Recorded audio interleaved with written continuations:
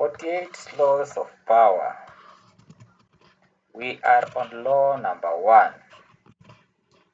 The first law of power states that never outshine the master. In this video, I'm going to explain to you, I'm going to teach you how you can apply this law of power or this principle in your work, in your business, and in your relationships.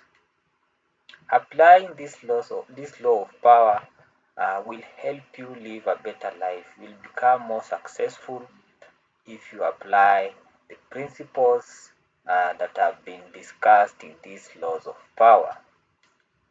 So number 1, before we start the discussion on the first law of power, if you haven't subscribed to my channel, kindly consider subscribing.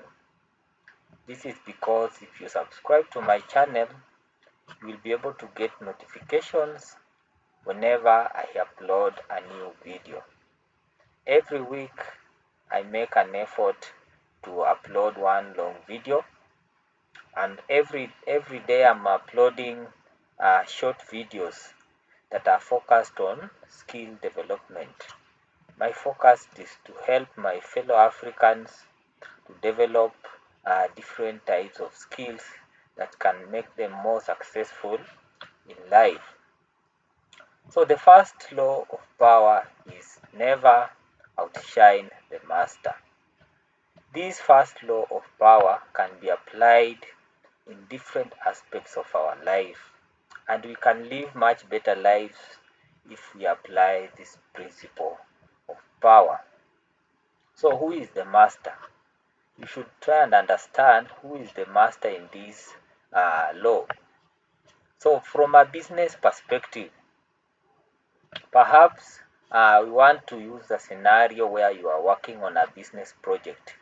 You are trying to market, let's say, an electronic product or an electrical product. Let's say you are trying to market a simple product like a switch that we use in our houses.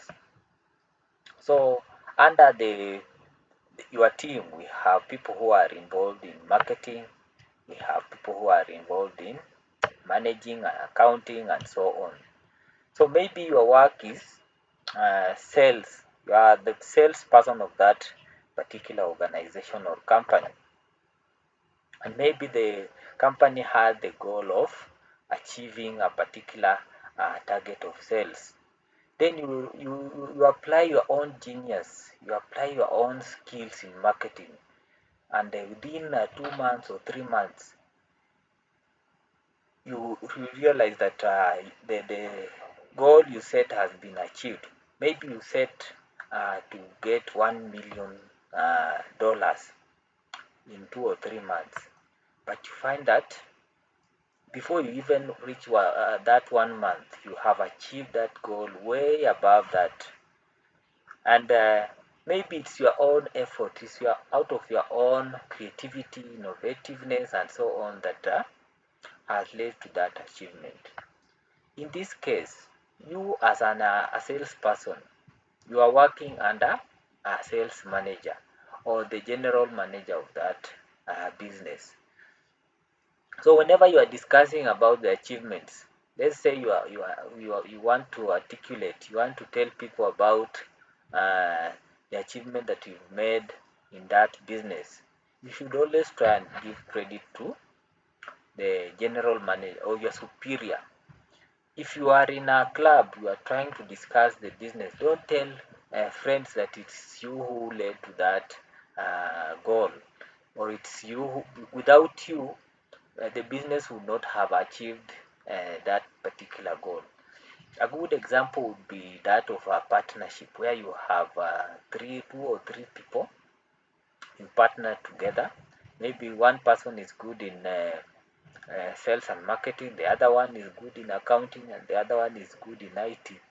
So you will find that the salesperson may try to tell others that he is the one who is responsible for the good things that have happened to the business, while the others, the contribution of the others doesn't matter. So in such a case, for your business to flourish, you need to always not to try and outshine the master. Then number two, in a work scenario or context, never try to outshine your master. Are you listening? You've said that you should not try and outshine the master in business. At work, don't try and outshine your master. I will give an example of a story where I was working under a supervisor, and the work involved collecting data. This was a very strict and scholarly work that required my focus and articulation of my skills. So the master was always right. When we first had our appointment, the master stated that he had several rules that he wanted me to know about before we started our working relationship. So he first told me that the boss is always right.